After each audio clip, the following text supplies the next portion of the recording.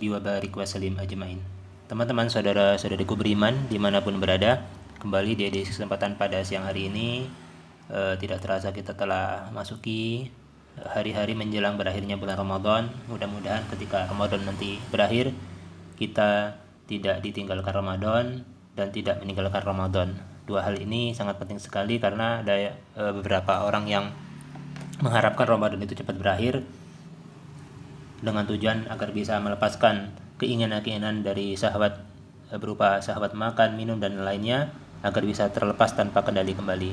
Cuman kita berharap sebagai orang beriman, mohon kepada Allah Subhanahu wa taala pada hingga kesempatan di siang hari ini di menjelang akhir-akhir Ramadan sekitar kurang lebih 6 atau 5 hari lagi Ramadan akan berakhir. Kita mohon kepada Allah mudah-mudahan amalan ibadah kita yang kita lakukan sejak awal Ramadan hingga di hari ini mendapatkan penerimaan di sisi Allah yang terbaik dari amalan yang telah kita kerjakan, dan kiranya kita telah mendapatkan ampunan Allah, karena sifat daripada dosa yang telah diampuni Allah Subhanahu wa taala itu adalah tubu ilallahi taubatan nasuha, itu mengalami kelapangan hati, mengalami kelapangan jiwa. Jadi siapa yang telah bertobat kepada Allah, tanda pertama yang diberikan Allah Subhanahu wa taala bahwa dosanya telah diampuni adalah ketenangan, kelapangan hati dan kelapangan jiwanya. Ada perasaan tenang. Itulah salah satu tanda bahwasanya Allah telah mengampuni dosanya dan akan diberikan hijab oleh Allah Subhanahu wa taala untuk tidak melakukan kesalahan itu di waktu-waktu yang berikutnya, dan akan Allah jaga hingga bertemu menghadapnya. Teman-teman sekalian, pada kesempatan siang hari ini saya akan coba menampilkan sebuah hadis di kitab Sahih Muslim ya. Di nomor hadis 1165 seperti yang teman-teman lihat pada tampilan layar ini. Mohon maaf sebentar, saya gerakkan kameranya. Di halaman 340 ya, di kitab atau topik pembahasan yang ke-13 dalam urutan kitab Sahih Muslim ini, kitab Siyam, kita tentang puasa, subtopiknya yang ke-40 di nomor hadis topik 40, subtopiknya 205, nomor hadisnya 1165. Itu tentang pembahasan tentang hadis Nabi yang menjelaskan tentang Lailatul Qadar itu pernah Rasulullah bermimpi turun pada 7 hari terakhir. Mari kita sama-sama kita baca redaksi hadisnya berdasarkan penuturan sahabat Nabi yang mengalami mimpi yang sama tentang Lailatul Qadar sebagaimana mimpi yang dialami oleh Rasulullah sallallahu alaihi wasallam. Cuman di dalam redaksi hadis ini sahabat Nabi yang mengalami mimpi tersebut tidak disebutkan.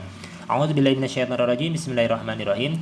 Qala al-Imam al-Bukhari qala wa haddatsana Yahya ibnu Yahya qala qara'tu ala Malik an-Nafi an ibni Umar radhiyallahu anhuma. Dari Ibnu Umar radhiyallahu anhuma alias Abdullah bin Umar bin Khattab, ya, anaknya Umar bin Khattab, anna rijalan, ya, telah datang sesungguhnya seorang laki-laki min ashabin Nabi sallallahu alaihi wasallam, ya, telah datang seorang laki-laki dari salah seorang sahabat Nabi, yaitu salah seorang sahabat Nabi Muhammad sallallahu alaihi wasallam, uru lailatul qadri fil manami fi sab'il awahiri. Jadi seorang laki-laki dari sahabat Nabi tersebut datang dan menceritakan bahwasanya dia dalam mimpinya, dalam tidurnya itu melihat Lailatul Qadar di dalam tidurnya, dalam mimpinya bertepatan jatuh pada fi sab'il al-awahiri, 7 hari terakhir di bulan Ramadan. Faqala Rasulullah sallallahu alaihi wasallam, nah Rasulullah telah mendengarkan penuturan sahabat Nabi tadi, salah seorang sahabat Nabi menjawab, ya, memberikan tanggapan dari mimpi sahabat Nabi tadi. Apa tanggapan Rasulullah sallallahu alaihi wasallam? Kita simak redaksinya. Qala Rasulullah bersabda, menjawab, ara ru'yakum qad tawatta'at bis-sab'il awahiri. Sesungguhnya Rasulullah juga bermimpi seperti mimpinya sahabat tersebut. Sesungguhnya aku bermimpi seperti mimpimu tersebut itu. Sesungguhnya Rasulullah bermimpi sama seperti salah seorang sahabat Nabi yang mengalami mimpi, yaitu melihat Lailatul Qadar di al-awahiri. Itu di 7 fi sab'i al-awahiri, itu di 7 hari terakhir di bulan Ramadan. Famangkana mutaharriyaha, barang siapa yang ingin mencarinya, falyataharraha fi sab'il awahiri. Barang siapa yang mencarinya, maka hendaklah ia mencarinya di 7 malam hari atau 7 hari terakhir di bulan Ramadan tersebut. Akhrajahu Al-Bukhari di nomor hadis. Imam Bukhari mengeluarkan hadis yang sama di nomor hadis 2015 dan 1156.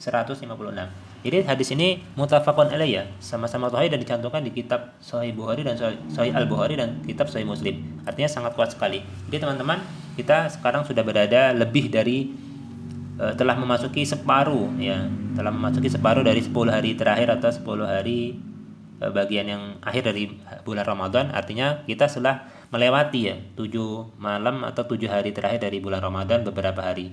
Tapi masih ada tersisa sekitar 5 atau 4 malam lagi masih tersisa dari bulan Ramadan. Mari kita manfaatkan. Mudah-mudahan Allah berkenan memberikan anugerah tersebut, yaitu mendapatkan kebaikan di malam Lailatul Qadar. Di saat Lailatul Qadar diturunkan dan kita bertepatkan melakukan amalan ibadah meskipun hanya membaca Quran ataupun sholat 2 rakaat ataupun witir 1 rakaat, maka ibadah tersebut bernilai sama pahalanya, Allah nilai lebih baik daripada 1000 bulan. Jadi bukan 1000 bulan, tapi lebih baik dari 1000 bulan kita beramal sholih.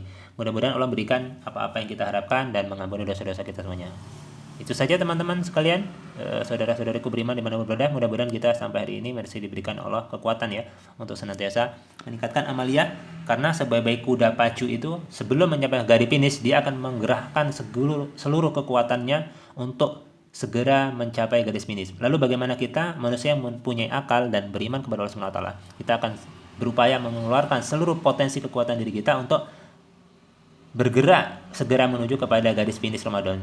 Nanti setelah Ramadan berakhir, kita akan mempersiapkan diri untuk menyambut datangnya bulan Syawal dengan amalan-amalan yang kita telah kerjakan di Ramadan akan berbekas di bulan Syawal nanti. Pada pembahasan video berikutnya, insya Allah akan ditampilkan amalan apa yang utama dikerjakan ketika bulan Syawal telah masuk.